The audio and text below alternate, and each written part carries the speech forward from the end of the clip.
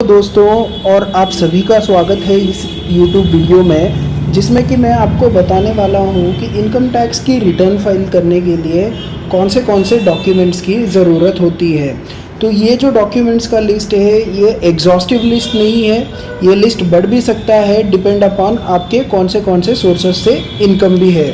लेकिन हमने जनरली एक चेकलिस्ट बनाया हुआ है और इस चेकलिस्ट के अनुसार हम लोग क्लाइंट्स के पास इंफॉर्मेशन कलेक्ट करते हैं। और इसके अलावा और भी कोई इंफॉर्मेशन होती है या फिर और भी कोई इनकम होती है क्लाइंट की, तो उसे ही उस इंफॉर्मेशन को हमें देनी होती है, ताकि हम उसका इनकम टैक्स रिटर्न सही से और कम्प्लीटली प्रॉपरली बना पाए और रिटर्न कर पाए। यहाँ पे मैं वीडियो स्टार्ट करने के पहले आपको दो चीज़ें क्लियर कर देना चाहता हूँ। यूजुअली बहुत सारे लोग अपना इनकम टैक्स का रिटर्न बनवाते हैं, जबकि उनको बैंक में नेसेसिटी होती है उसकी। जब भी वो बैंक को अप्रोच करते हैं किसी लोन के लिए वगैरह, तो तब उनको बैंक वाले कहते हैं कि आप अपना पुराना 2 साल का इनकम टैक्स रिटर्न लेके आइए या फिर 3 साल का इनकम टैक्स रिटर्न लेके आइए। उसके बेसिस पे हम लोग आपकी असेसमेंट करेंगे कि आपको कितना लोन हम लोग दे सकते हैं। तो यहाँ पे आपको एक चीज़ ध्यान में रखनी है कि अभी इनकम टैक्स के रूल्स चेंज हो जाने की वजह से सिर्फ पिछले 1 साल का आप इनकम टैक्स रिटर्न भर सकते हो, पिछले 2 साल का 3 साल का आप इनकम टैक्स रिटर्न नहीं फाइल कर सकते हो नॉर्मल सिनेरियो में। तो यहाँ पे आपको सबसे पहले ये चीज़ का ध्यान रखना है कि सिर्फ 1 साल का आप इनकम टैक्स रिटर्न यहाँ पे, पिछले 1 साल का इनकम टैक्स यहाँ पे आप फाइल कर सकते हो। तो यहाँ पे मैं 1 बाय 1 आता हूँ कि किन किन डॉक्यूमेंट्स की यहाँ पे ज़रूरत पड़ेगी। तो सबसे पहले तो आपका एक पैन कार्ड का ज़ेरॉक्स लगेगा और आधार कार्ड का एक ज़ेरॉक्स लगेगा। ठीक है, आधार कार्ड से हम लोग आपका रेजिडेंशियल एड्रेस वगैरह सब देख लेंगे और पैन कार्ड से आपका पैन नंबर वगैरह मिल जाएगा। पैन कार्ड के बिना तो इनकम टैक्स रिटर्न फाइल कर ही नहीं सकते। और आपको एक और चीज़ यहाँ पे ध्यान रखनी है, अगर आपकी आधार कार्ड और पैन कार्ड लिंक नहीं है तो सबसे पहले आपको अपने आधार कार्ड को और पैन कार्ड को लिंक कर लेना है। इसका भी वीडियो मैं आपको नीचे डिस्क्रिप्शन में उसका लिंक दे दूंगा, आप वहां पे जाके चेक कर सकते हो आपका आधार कार्ड और फिर पैन कार्ड लिंक है या नहीं है। उसके बाद आधार कार्ड में दिया हुआ मोबाइल नंबर अगर चालू होगा तो वो बहुत ही बढ़िया रहेगा।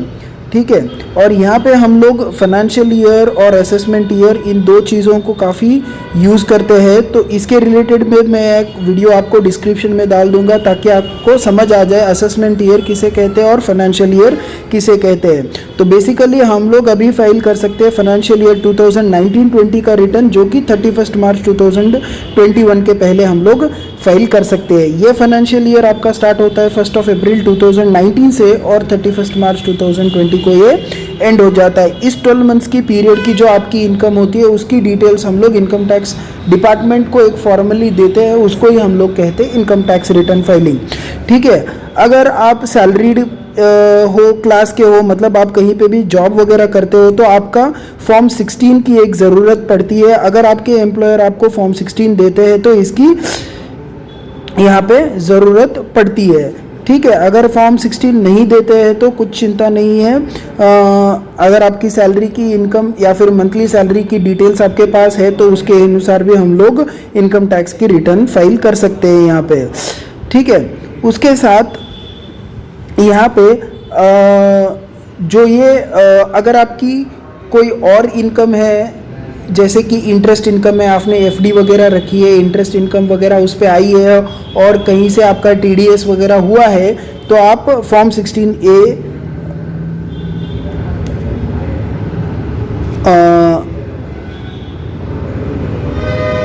अटैच कर सकते हो, मतलब फॉर्म 16A हम लोगों को सबमिट कर सकते हो।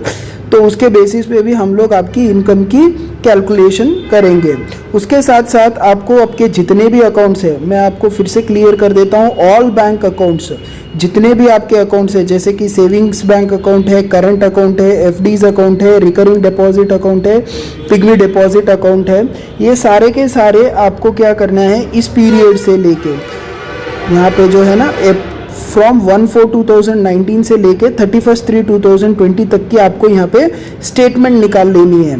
तो इस स्टेटमेंट की बेसिस पे हम लोग देखेंगे कि आपने कितना कैश डिपॉजिट किया है, आपको किस किस इनकम आई है, interest on savings bank account वगैरह आई है या और भी कोई इनकम आई है आपकी, तो हम लोग यहाँ पे इजीली चेक कर सकते हैं। ठीक है, तो यहाँ पे आपको ये ध्यान रखना है कि आप सारे की सारे बैंक अकाउंट्स की अपनी स्टेटमेंट हो तो स्टेटमेंट, या फिर पासबुक हो तो पासबुक, या फिर एफडी सर्टिफिकेट्स वगैरह हो तो इनको आपको निकाल के यहाँ पे देना है। ठीक है, उसके साथ साथ यहाँ पे अगर आपके कोई लोन्स हो, जैसे कि हाउसिंग लोन है, व्हीकल लोन है, ओवरड्राफ्ट लोन है, टर्म लोन है, बिजनेस लोन है, तो इसकी भी डिटेल्स अगर हम लोगों को आप दे दोगे तो बढ़िया रहेगा आपका इनकम टैक्स का कैलकुलेशन करने के लिए। अगर आपके ये सारे कोई लोन्स नहीं है तो आप इसको सिंपली डिलीट कर सकते हो या फिर इग्नोर भी कर सकते हो।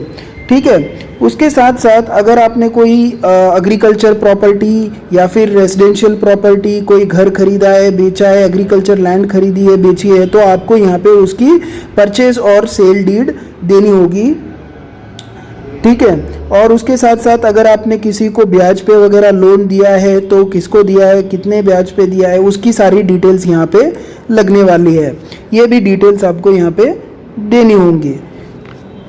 उसके साथ साथ अभी नीचे यहाँ पे आते हैं हम लोग, तो सबसे पहले अगर आपने कोई लाइफ इंश्योरेंस प्रीमियम भरा है तो उसकी लाइफ इंश्योरेंस प्रीमियम की आपकी यहाँ पे रिसीट लगेगी। आपने अगर कोई हेल्थ इंश्योरेंस प्रीमियम भरा है तो हेल्थ इंश्योरेंस प्रीमियम की रिसीट लगेगी।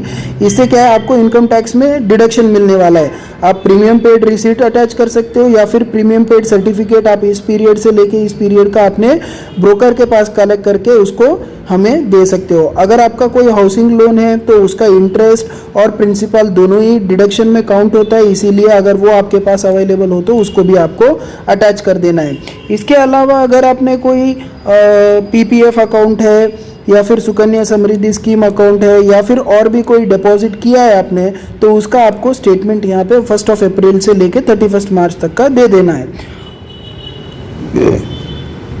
इन चीज़ों के अलावा अगर आपको कोई पता हो आपकी कोई और ज़रिए से इनकम है, जैसे कि कुछ एफडी इंटरेस्ट इनकम है, या फिर घर आपने भाड़े से दिया है, प्रॉपर्टी आपने कमर्शियल प्रॉपर्टी वगैरह भाड़े से दी है, या आपने कोई बिजनेस किया है, या कोई आपको कुछ कमीशन वगैरह आया है, तो उसकी भी इनकम की डिटेल हम लोगों को यहाँ पे आपको देनी होगी। उसके साथ साथ अगर आपका लास्ट ईयर का इनकम टैक्स रिटर्न आपने भराया है किसी के पास, तो उसका इनकम टैक्स का रिटर्न का एक कॉपी दे दीजिएगा, और कंप्यूटेशन ऑफ इनकम का भी अगर आपके पास कॉपी अवेलेबल हो तो वो भी दे दीजिएगा। उसके साथ अगर आपको पता है आपका इनकम टैक्स का यूज़र नेम और पासवर्ड, तो वो आपको हमें देना होगा।